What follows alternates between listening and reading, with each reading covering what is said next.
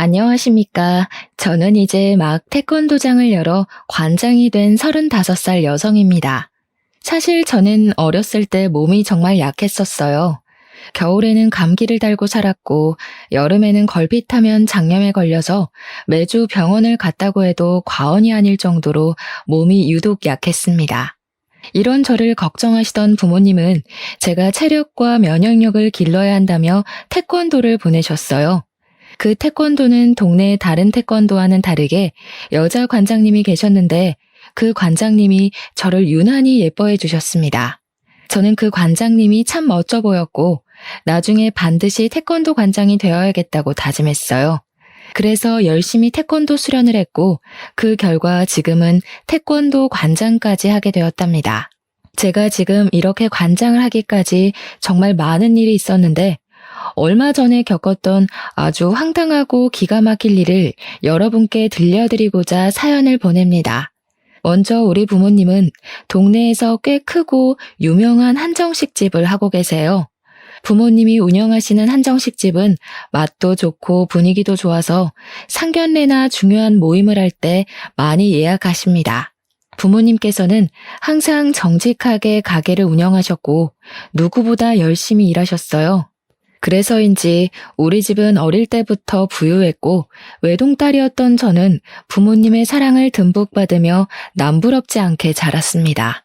지금부터 2년 전, 그때는 태권도장을 열기 전이었어요. 원래는 근처 다른 지역에서 대학 선배를 도와 태권도 사범으로 일했는데 대학 선배가 집안 사정상 지방으로 내려가게 되면서 태권도장 문을 닫게 되었습니다. 저는 바로 다른 태권도의 사범 자리를 알아봤지만 생각보다 일이 빨리 구해지지 않았어요. 그래서 당분간은 일을 구하며 부모님 식당에서 부모님을 도와드리고 있었습니다. 하루는 식당에 있는데 부모님이 웬 가족 손님과 엄청 반갑게 인사를 했어요. 가까이 가보니 내 가족이었는데 아버지, 어머니로 보이는 분들과 30대 정도로 돼 보이는 아들, 그리고 5살 정도 돼 보이는 귀엽게 생긴 남자아이 이렇게 넷이 있었습니다. 오래 근무하신 직원분의 말로는 이분들은 단골 손님으로 우리 집 근처에서 잘 나가는 태권도장을 가족끼리 운영하고 있다고 했어요. 엄마는 손님들과 인사하시다가 저를 발견하시고는 와보라고 손짓을 하시더니 우리 딸도 태권도 사범이라고 하며 태권도장 가족에게 인사를 시켜주셨습니다. 저는 인사를 하며 30대 정도로 돼 보이는 아들의 이름을 알게 되었는데 그의 이름은 박지훈이었고 나이는 33살인 저보다 7살이나 많았어요. 솔직히 저는 30대 초반 정도로 보았는데 나이가 40이라는 소리를 듣고 정말 동안이라고 생각했습니다. 지훈 씨의 어머니는 저에게 너무 인상이 좋다며 혹시 결혼했냐고 물으셨어요. 엄마는 태권도장에 남자가 많았을 텐데도 어떻게 된 애가 남자를 한 번도 집에 데리고 오지 않았냐며 제발 좀 이제 결혼 좀 했으면 좋겠다고 웃으며 이야기하셨습니다. 지훈 씨의 어머니는 엄마의 말을 듣고 환하게 웃으며 자식 일이 원래 내 맘대로 되지 않는다고 빨리 좋은 소식 들리길 기대한다고 하셨어요. 그날 지훈 씨네 가족은 꽤 비싼 정식을 시켰고 음식을 아주 만족스럽게 먹으며 다음에 또 오겠다고 하고 가셨습니다. 며칠 후 저는 평소처럼 부모님 식당에서 일하고 있었는데 엄마가 잠깐 와보라고 했어요. 저번에 봤던 단골 손님들이 태권도장을 운영한다고 했던 것을 기억하냐고 물으시더니 손님 중 아버지, 즉 태권도 관장님한테 전화가 왔는데 일하던 사범이 관둬서 새로운 사범을 빨리 구해야 한다는 거예요. 그러면서 저보고 일할 생각 없냐고 물었다고 합니다. 저 역시 일을 구하고 있어서 엄마의 말이 솔깃했고 당연히 일하고 싶다고 했어요. 그리고 다음 날 저는 태권도장에 방문하여 면접을 보았고 그 뒤로 박지훈 사범님과 일하게 되었습니다.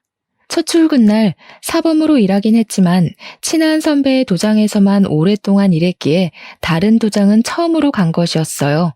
그래서인지 긴장이 너무 되었는데 박지훈 사범님은 저에게 친절하게 대해주었습니다. 사범님의 아버지인 관장님도 너무 긴장하지 말라고 하며 어려운 일 있으면 언제든지 말하라고 했고, 태권도에서 실장님으로 계시며 태권도 차량 운전을 해주시고 원비 관리를 하는 어머니 역시 우리 어렵게 생각하지 말라고 하셨어요. 흔히들 가족들이 운영하는 회사나 도장은 절대 가지 말라고 하던데 여기는 그래도 다들 친절하시고 잘 대해주셨습니다. 정신없이 시간이 지나고 어느덧 오후 5시가 되었어요. 그 시간에는 유치부 아이들이 어린이집이나 유치원을 마치고 많이 왔었습니다.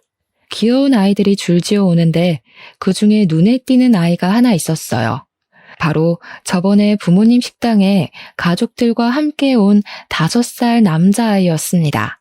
이 아이의 이름은 박정민이었고 사범님과는 유독 친해 보였어요. 둘이 인사하고 같이 있는 모습을 보니 너무 닮았었고 그냥 보면 부자 관계인 것처럼 보일 정도였습니다. 저는 사범님께 정민이와 어떤 관계인지 물었어요. 사범님은 심각한 표정을 지으시며 사범님의 여동생이 정민이를 출산하다가 잘못되었고 매제는 아이를 혼자는 못 키우겠다고 해서 사범님의 부모님과 사범님이 키우고 있다고 했습니다. 그런데 어떻게 여동생의 아들인데 박 씨가 되었냐고 물으니 매제와 여동생이 같은 성씨였다고 해요. 정민이는 참 밝고 씩씩해 보였는데 그런 아픈 사연이 있다는 것에 참 안타까운 마음이 들었고 그 이야기를 들어서인지 수업 내내 정민이에게 더 신경이 쓰였습니다. 정민이는 자신의 수업이 마친 뒤 태권도장에서 저녁을 먹었고 10시까지 도장에서 놀았어요. 저는 중간중간 쉬는 시간에 정민이와 시간을 보냈습니다. 정민이는 처음에는 낯을 가리는 듯 했지만 점점 시간이 갈수록 저에게 이모라고 부르며 저를 잘 따랐고 귀여운 정민이 덕에 첫날의 긴장감이 조금 풀어졌어요. 그 뒤로 저는 아주 재밌고 보람차게 태권도 사범으로 일할 수 있었습니다. 아이들도 첫날에는 저를 많이 어색해했지만 점점 저를 잘 따라주었고 관장님과 실장님, 사범님 역시 저에게 정말 잘해주셨어요. 특히 사범님은 여자 혼자 밤늦게 다니면 위험하다며 항상 수업이 끝나면 집까지 데려다 주셨습니다. 10시에 수업이 끝나고 도장 정리를 하면 빠르면 밤 10시 반, 늦으면 밤 11시가 되는 데다가 집이 사범님의 집과 반대편이라 괜찮다고 하는데도 매번 집 앞까지 차로 태워다 주셨어요. 항상 차로 태워다 주시는 것이 너무 감사하기도 했고 둘 다 그 시간이 되면 출출하기도 해서 저와 사범님은 종종 집 앞 편의점에서 간단히 차나 샌드위치 또는 삼각김밥 같은 것을 먹었습니다. 더 좋은 것을 사드리고 싶었지만 시간이 너무 늦기도 했고 사범님이 편의점 음식을 좋아한다며 굳이 편의점으로 가셨어요. 편의점에서 같이 음식을 먹으며 알게 되었는데 사범님은 땅콩 알레르기가 있다고 했습니다. 저는 땅콩잼이나 땅콩을 정말 좋아해서 집에서도 종종 간식으로 먹는데 이 맛있는 땅콩을 먹지 못하는 사범님이 조금 안 됐더라고요. 우리는 그 뒤로도 수업이 마친 후 편의점에서 간식을 먹으며 이야기를 많이 나눴습니다. 나이차가 7살이나 났지만 생각보다 대화가 꽤 잘 통했고 사범님 역시 저와 함께 퇴근하고 편의점에서 수다 떠는 것을 정말 좋아하시는 듯 했어요. 그렇게 점점 친해진 우리는 5개월 정도 후 연인 사이가 되었습니다. 솔직히 7살이라는 나이 차이와 사범님이 40대라는 것이 부담스러웠지만 대화하다 보면 나이가 많아서 불편한 점이 하나도 없었어요.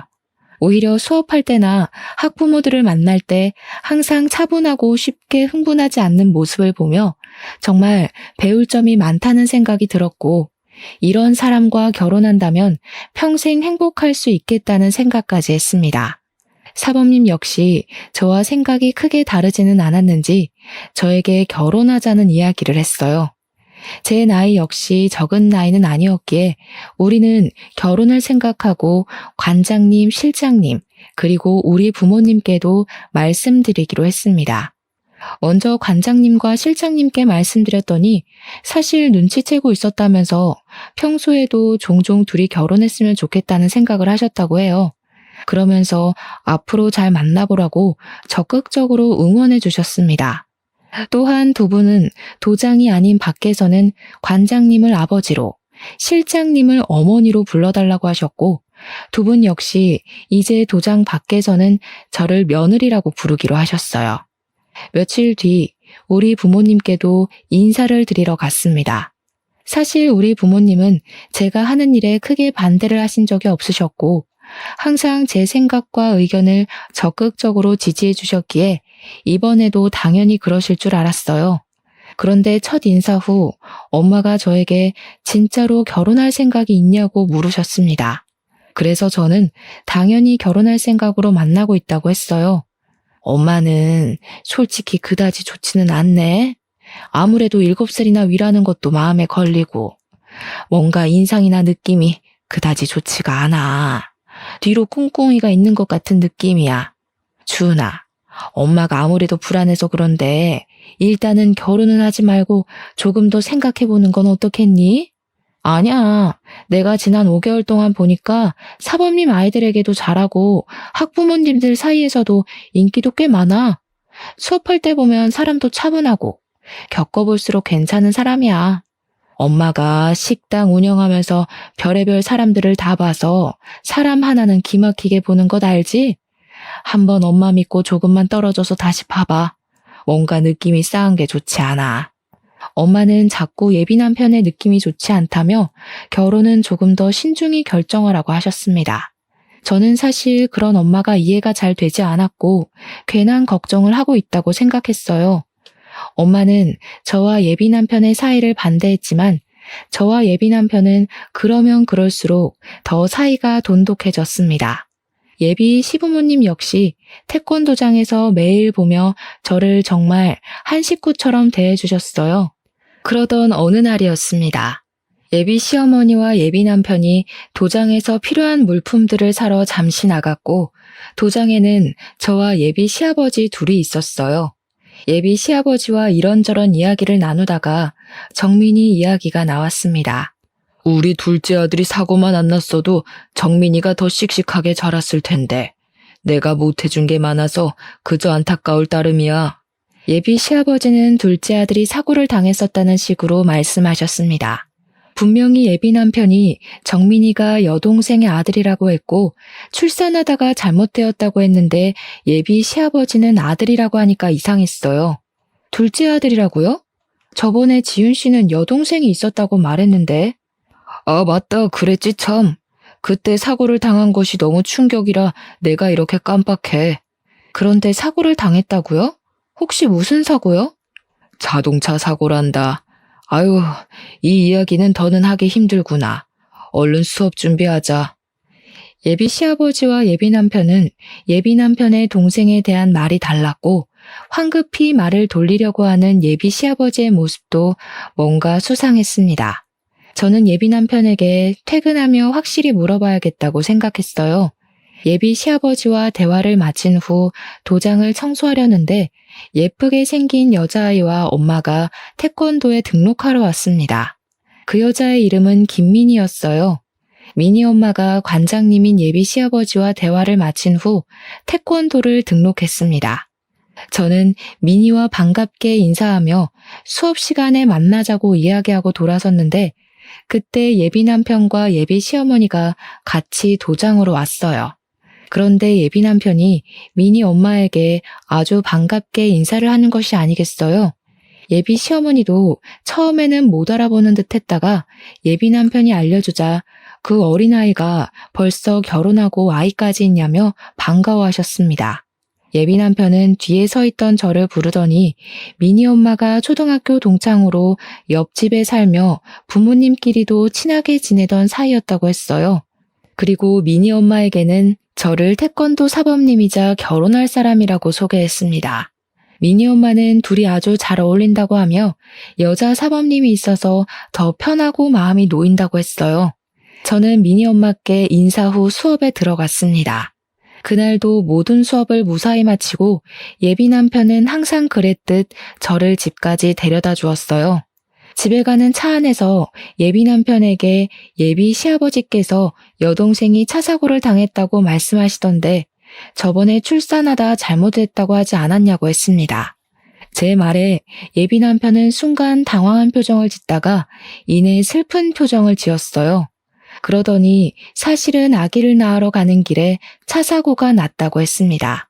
그러면서 여동생에 관한 이야기는 집에서 금기어니 절대 하지 말라고 했어요. 부모님이 한동안 정말 죽을 정도로 힘들어 하시다가 여동생의 사진이며 흔적을 모두 다 지우고 이제야 마음 잡으셨으니 괜히 이야기 꺼내지 말라고 신신당부를 했습니다. 흔히들 아내나 남편, 부모를 잃은 사람을 일컫는 말은 있지만 자식을 잃으면 너무 슬프고 고통스러워서 차마 부를 수 있는 말이 없다고 하잖아요. 저는 그 말을 떠올리며 예비 남편에게 충분히 그 마음이 공감된다고 하며 예비 시부모님 앞에서 동생에 관한 이야기는 절대 꺼내지 않겠다고 했습니다. 그렇게 2개월이 지났어요. 2개월 동안 저는 계속 사범으로 일하고 있었고 부모님은 여전히 예비 남편을 곱지 않은 시선으로 보고 있었습니다. 그리고 변화가 있다면 제가 미니 엄마와 친해졌어요. 미니 엄마는 매일 수업이 끝나고 미니를 데리러 도장에 오셨는데 그때 오며 가며 인사하고 한마디씩 하다가 친해졌고 서로 자연스레 연락처도 주고받게 되었습니다. 하루는 미니 엄마와 이야기를 나누다가 제 결혼 이야기가 나왔어요. 결혼 준비는 잘 돼가요? 우리 실장님 옛날에 나만 보면 딸이 없어서 딸 삼고 싶다고 하시더니 정말 딸 같은 사범님이 며느리가 되어서 좋으시겠네. 미니 엄마가 처음 이 말을 했을 때는 아이들도 있고 해서 그냥 인사치레이겠거니 했는데 미니 엄마가 가시고 곰곰이 생각해보니 뭔가 이상했습니다. 예비 남편과 예비 시아버지는 정민이가 예비 남편의 여동생의 아들이라고 했잖아요. 이 말은 예비 시어머니에게 딸이 있었다는 말인데 어린 시절을 예비 남편과 함께 보낸 미니 엄마는 딸이 없었다고 말을 했습니다. 저는 확실히 알아봐야겠다는 생각에 쉬는 시간에 예비 남편 몰래 미니 엄마에게 전화했어요. 먼저 미니에 대해 알려드릴 것이 있다며 미니의 수업 태도를 칭찬한 후 예비 남편에게 여동생이 있었다고 들었는데 맞는지 물었습니다. 여동생은 무슨 여동생이에요? 지훈이 외동아들이라서 형제 있는 친구들을 많이 부러워했어요. 우리 반 친구들이 다들 둘, 셋 형제가 있었는데 지훈이만 유일한 외동아들이라 확실히 기억해요. 나는 맨날 언니랑 싸워서 혼자인 지훈이가 정말 부럽기까지 한걸요. 미니 엄마는 끝까지 지훈이가 외동아들이라 했고 저는 이 모든 상황이 이상했습니다. 왜 예비 시아버지와 예비 남편은 없는 동생을 만들어서 있다고 하는 것이며 동생이 없다고 한다면 정민이는 도대체 누구의 아들이라는 것인지 하는 의문이 들었어요. 이상하다는 생각을 하며 사무실로 가니 정민이와 친구들이 도장에 도착해 도복을 갈아입고 간단한 군것질을 하고 있었습니다. 그런데 제가 잠시 다른 곳을 보던 사이 정민이가 캑캑거리고 있었어요. 가까이 가서 정민이의 상태를 보니 정민이의 몸에 두드러기가 나 있었습니다. 정민이와 함께 있었던 친구들은 정민이가 초코바를 먹고 이렇게 되었다고 했어요.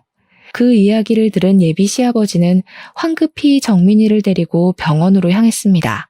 그때 예비 남편은 수업 중이었고 수업을 마친 예비 남편에게 정민이가 초코바를 먹고 두드러기가 나서 병원에 갔다고 하니 정민이가 땅콩 알레르기가 있다고 했어요. 다행히 정민이는 병원에서 주사를 맞은 후 나아졌고 이날 예비 시아버지는 바로 집에 가서 정민이를 돌봤습니다. 예비 남편 역시 그날은 정민이 때문에 바로 집에 가야 할 것 같다고 해서 퇴근 후 저 혼자 집으로 향했어요. 혼자 집에 가며 생각해보니 뭔가 이상했습니다. 예비 남편이 땅콩 알레르기가 있다고 했는데 정민이도 땅콩 알레르기가 있었고 외모도 둘이 너무 판박이었어요. 설마 정민이가 예비 남편의 아들인가 하는 생각이 들었고 만약 이게 사실이라면 예비 남편이 결혼을 한번 했을 수도 있겠다는 생각이 들었습니다. 이 생각까지 한 저는 결혼 전에 제대로 예비 남편에 대해 알아보기로 했어요. 다음 날 아침에 8시에 눈을 떴는데 원래라면 이 시간에 집에 계셔야 할 부모님이 계시지 않았고 전화해도 받지 않았습니다. 두 분이 어디 가셨나 싶어 일단 씻고 나왔는데 부모님이 집에 오셨어요. 어디를 다녀오셨냐고 하니 가게 직원이 용한 무당집을 소개해줘서 제 사주를 보고 오셨다고 하셨습니다. 저는 원래 사주를 잘 믿지 않아서 그런 거를 왜 보냐고 했지만 그래도 제 사주를 봤다니 궁금하기는 했어요. 무당이 뭐라고 했는지 물어보니 건강이고 뭐고 다 좋은데 지금 만나고 있는 사람과는 절대 결혼하지 말고 제 결혼 운은 38살에 들어오니 그때까지 기다리라고 했다는 것입니다. 그러면서 부모님 두 분 다 어지간하면 이런 이야기 안 하는데 아무래도 첫인상도 그다지 마음에 들지 않고 이래저래 숨기는 것이 많은 것 같다며 한번 그 사람에 대해서 자세히 알아보라고 하셨어요. 원래 저는 사주나 점을 잘 믿지 않는 성격이나 이전에 의심스러운 부분이 한둘이 아니었기에 일단 알겠다고 했습니다. 그날 오후 예비 남편이 수업에 들어가야 하는데 사무실에서 자꾸 무엇을 찾았어요. 무엇을 찾냐고 물으니 수업 관련 자료를 차에 두고 온 것 같다고 하며 미안한데 잠깐 자신의 차에서 가져다 달라고 하며 차 키를 건네주었습니다. 저는 예비 남편의 차에 가서 수업 자료를 꺼내고 차 문을 닫으려던 찰나 블랙박스가 보였어요. 순간 블랙박스를 확인해 보면 예비 남편에 대해 좀 더 알 수 있지 않을까 생각했습니다. 그래서 예비 남편 몰래 블랙박스에 메모리 카드를 뺐고 그날 밤 집에 와서 블랙박스에 찍힌 영상들을 하나하나 확인했어요. 블랙박스에는 가족끼리 출근하고 저와 함께 퇴근하는 영상이 대부분이었습니다. 하나씩 확인하던 중 한 영상에서 자꾸 제 이름이 나오는 것 같았고 저에 대해 어떤 이야기를 나누는지 궁금해서 영상의 대화 내용을 듣게 되었어요. 예비 시어머니는 우리 부모님이 운영하시는 한식당이 엄마들 사이에서 연매출이 억대라는 소문이 있다고 했습니다. 그러면서 연매출 억대 집안의 외동딸이 결혼하는데 집 한 채 정도는 쉽게 장만해주지 않겠냐며 예비 남편에게 이번에는 기가 막히게 잘 골라왔다고 했어요. 이어서 예비 남편은 사실 이전에 만난 여자애들에 비하면 외모나 외적인 것들이 다 부족하지만 그래도 돈 많은 처가가 최고이지 않겠냐고 하며 조만간에 나를 잡겠다고 했습니다. 그래, 얼른 날 잡아야지. 그 계집애 보니까 우리 지은이에게 푹 빠져서 헤어나오지를 못하더구먼. 결혼 도장 찍기 전까지는 너도 주은이한테 잘해줘. 옛날처럼 쓸데없는 여자들 만나러 다니지 말고 말이야. 드디어 돈도 많고 정민이도 키워줄 호구 며느리 하나 들어오겠네. 주은이 얘가 생긴 거와는 다르게 맹하더라고. 그래도 주은이가 정민이에 대해서 모르게 입조심들 하고 저번에 너희 아빠랑 너랑 한 얘기 듣고 기겁하는 줄 알았다. 정민이가 박씨이면 당연히 아버지가 박씨일 테니까 남동생이 있어야지 여동생이 뭐니 여동생이. 머리가 그리 안 돌아가? 뭐 이래저래 핑계대서 잘 넘어가긴 했다만 아무튼 너 조심해. 하마터면 우리의 계획이 다 물거품 될 뻔했잖아. 나도 모르게 여동생이라고 나와버렸어요. 미안해요. 뭐 어찌 됐든 이제 우리 정민이에게도 부자 엄마 생기겠네. 우리 정민이 축하해. 예비 남편의 말에 정민이는 뭔지도 모르고 그저 신나서 웃고 있었습니다. 이 영상을 본 저는 충격에 빠졌고 도대체 예비 남편은 어떤 사람인지 궁금했어요. 일단 저는 이 블랙박스 영상을 저장 후 지역에서 가장 유명한 흥신소에 예비 남편의 뒷조사를 의뢰했습니다. 며칠 후 흥신소에서 연락이 왔는데 블랙박스 영상보다 더 충격적인 사실들이 가득했어요. 흥신소 직원의 말에 의하면 예비 남편은 20대였을 때 클럽에서 만난 여자를 임신시켜서 결혼했었습니다. 그런데 예비 남편이 자신의 아이를 임신한 아내를 내팽개치고 계속 클럽에 다니며 다른 여자를 만나러 다녔어요. 이로 인해 큰 스트레스를 많이 받은 아내는 유산했고 바로 이혼했다고 합니다. 그 뒤로도 정신을 못 차리고 계속 클럽에 다니며 이 여자 저 여자 만나고 다니며 제대로 된 직장도 못 구하고 어느덧 30살이 되었어요. 나이를 적지 않게 먹은 예비 남편은 이제 뭐라도 해야겠다는 생각에 태권도 관장인 예비 시아버지 밑에서 태권도 교범으로 일하기 시작했습니다. 교범은 수련자 출신의 지도자로 정식 사범은 아니에요. 사실 정식 사범이 되려면 태권도 4단 이상의 사범 자격증에 생활 스포츠 지도사 자격증까지 있어야 하지만 예비 남편은 태권도 4단까지는 땄으나 자격증은 하나도 없는 정식 사범이 아닌 교범이었습니다. 이렇게 30살에 예비 시아버지 덕에 태권도 교범이 된 예비 남편은 한동안은 정신 차리고 열심히 일하는 듯 했지만 1년 정도 후부터 다시 클럽에 다니며 이 여자 저 여자를 만나러 다니기 시작했어요. 그러면서 클럽에서 친해지게 된 20대의 여자가 있었고 예비 남편이 34살 때 그 여자는 예비 남편의 아이를 가졌습니다.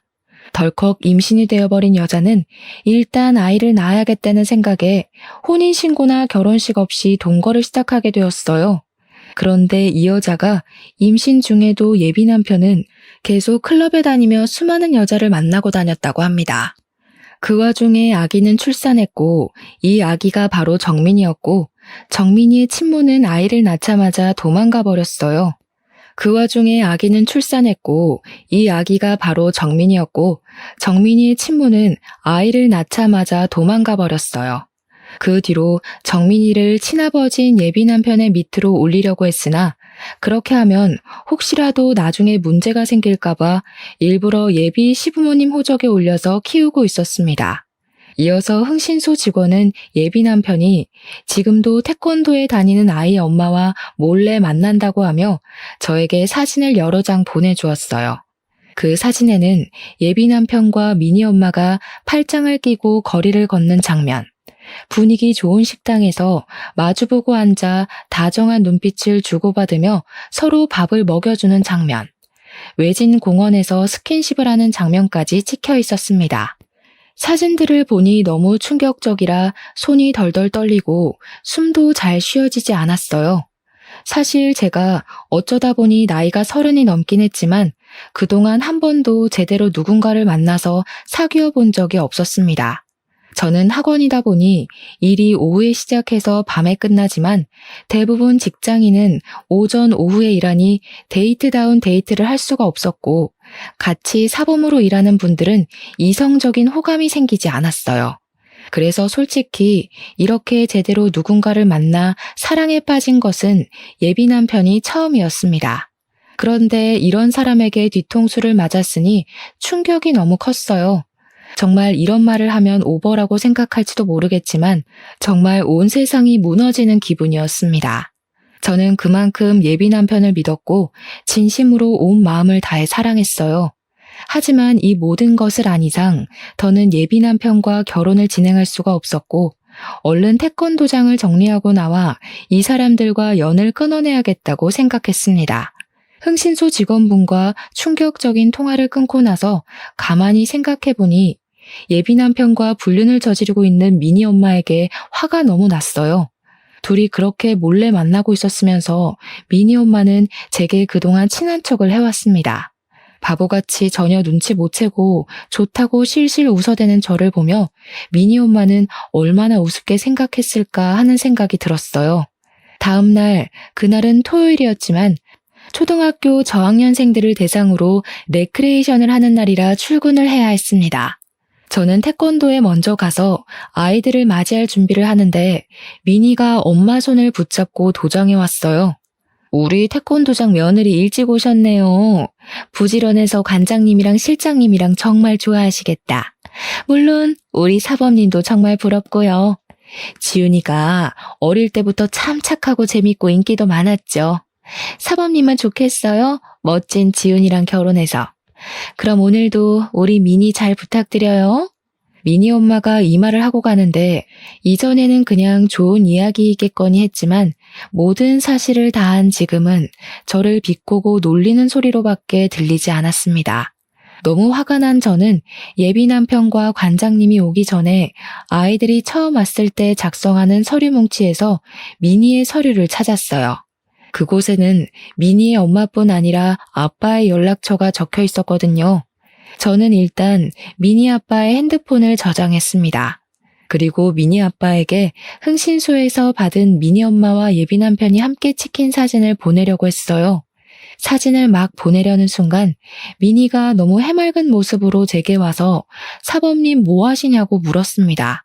그런 미니의 모습을 보니 제가 지금 이 사진을 보내면 미니가 상처를 너무 많이 받을 것 같았어요.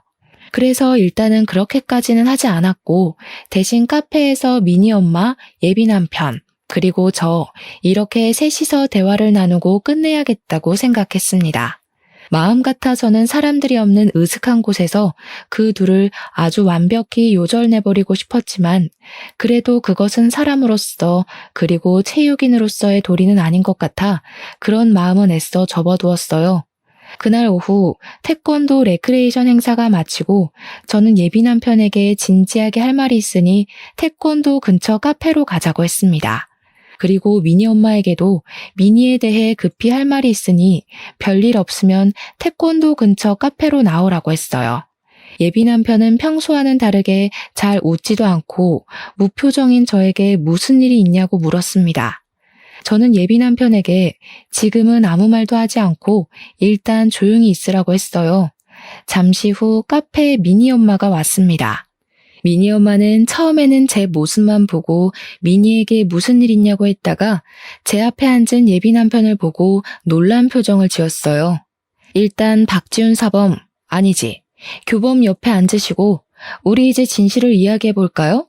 두 분, 이 사진 좀 보세요. 저는 흥신소에서 받은 사진들을 예비 남편과 미니 엄마에게 보여주었습니다. 둘은 제가 내민 사진을 보고 크게 당황해했어요. 주은아, 그니까 이 사진이 어떻게 된 거냐면 말이야. 말했잖아. 나랑 얘랑 초등학교부터 동창이라고. 그래서 허물없이 거의 가족처럼 지냈었어. 그냥 그뿐이야. 그리고 얘는 이미 남편도 있고 미니도 있는데 내가 어떻게 얘한테 다른 마음을 먹겠어.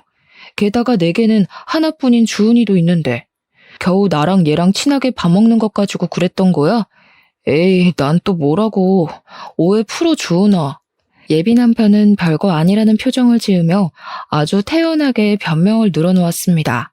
그래서 이번에는 저번에 저장했던 블랙박스 동영상을 보여주었어요. 동영상에서 자신이 가족들과 대화한 내용을 듣던 예비 남편은 연겁 후 물을 마시며 초조해하는 모습을 보였습니다. 너는 여동생이 있었다 하고 아버님은 남동생이 있었다는데 너 옆에 있는 미니 엄마 아니지? 너 상간녀는 네가 동생이 없었다잖아. 게다가 정민이는 너와 붕어빵에 너랑 똑같은 땅콩 알레르기까지 있는 게 너무 수상쩍더라고. 그래서 몰래 너 뒷조사를 했더니 아주 가관이더라. 20대, 30대를 여자 만나고 임신시키며 아주 청춘을 뜨겁게 불태웠던데 어쩜 그렇게 감쪽같이 속일 수 있어? 그리고 정민이도 네 아들이잖아. 뭐야? 네가 그걸 다 어떻게 알았어? 아니야, 다 거짓이야. 거짓은 무슨, 증거가 이렇게 차고 넘쳤는데 어디서 발뺌을 하려고 그래. 재버릇 걔 못 준다더니 40대가 된 지금도 여전히 불륜을 저지르고 있고 대단하다. 정말 대단해. 미니 엄마도 이런 사실 다 아세요? 이러든 저러든 뭐 어때? 우리가 서로 좋기만 하면 그만이지. 안 그래? 네가 뭐 어찌할 건데? 서로 사랑하는 것도 죄야? 죄냐고. 와, 어쩜 이렇게 다 들통나도 뻔뻔하실까. 미니에게 이런 사실 다 알게 하려다가 말았어요. 착하고 여린 미니가 상처받을까 봐요. 저는 카페라서 최대한 조용히 이야기하려고 했지만 미니 엄마가 너무 흥분한 나머지 큰 소리로 저에게 서로 사랑하는 게 죄냐며 말하는 통에 카페에 있던 사람들이 예비 남편과 미니 엄마가 불륜 관계임을 알게 되어버렸습니다. 예비 남편은 이런 이야기를 하려면 사람이 없는 데서 해야지 왜 이렇게 사람들이 많은 카페로 왔냐고 하며 얼굴을 필사적으로 가리려고 했어요. 사람 없는 데로 가면 내가 눈 돌아가서 너네 두 연놈들 요절을 낼 것 같아서 그랬다. 난 그래도 최대한 너네들에게 신사적으로 말하려고 했는데 모든 산통을 깬 것은 바로 너네야. 우리 이렇게 끝내. 우리 결혼은 없던 일로 하고 태권도도 이제 관둘 거야. 그리 알아. 저는 카페에서 나와 다시 태권도로 갔습니다. 태권도에는 예비 시부모님이 있었고 저는 예비 신부님에게 정민이의 실체부터 예비 남편의 실체까지 모든 사실을 다 알았으니 파혼하고 서로 불편하니 태권도도 더는 나오지 않겠다고 했어요. 그러나 예비 시부모님은 오해라고 하며 저를 필사적으로 붙잡았고 그러던 중에 예비 남편이 태권도장으로 왔습니다. 이렇게 아무 대책 없이 간둬버리면 당장 수업은 어쩌라고. 지금 너 만약에 관두면 우리 너한테 손해배상 청구 소송해버릴 거야? 손해배상 청구? 웃기고 자빠졌네. 그래, 어디 해봐. 우리 집 한식당으로 돈 많이 버는 거 알지? 그럼 나는 최고의 변호인단 꾸려서 너랑 네 상간녀 그리고 단체로 나를 속인 너희 부모까지 상대로 소송 넣을 거야. 어디 그뿐인 줄 아니? 이 동네 모든 맘카페며 지역에 너에 대한 소문 쫙 퍼뜨려서 다시는 이 동네에서 얼굴 못 들고 다니게 할 거야. 그럼 내가 더 타격이 클까? 네가 더 타격이 클까? 어디 한번 네 대가리 한번 잘 굴려봐. 저는 끝까지 뻔뻔한 예비 남편에게 환멸을 느끼며 태권도장에서 나왔습니다. 그리고 집에 가서 부모님께 모든 사실을 말씀드리고 지금 한바탕 싸우고 파혼하고 오는 길이며 이제 그 태권도장에서 일하지 않을 것이라고 했어요. 부모님은 정말 잘 생각했다고 하시며 한동안 많이 힘들겠지만 마음 잘 추스르라고 하셨습니다. 그 뒤로 저는 근처에 다른 태권도장으로 가려고 했는데 이상하게 이력서를 내도 아무 곳에서도 연락이 오지 않았어요.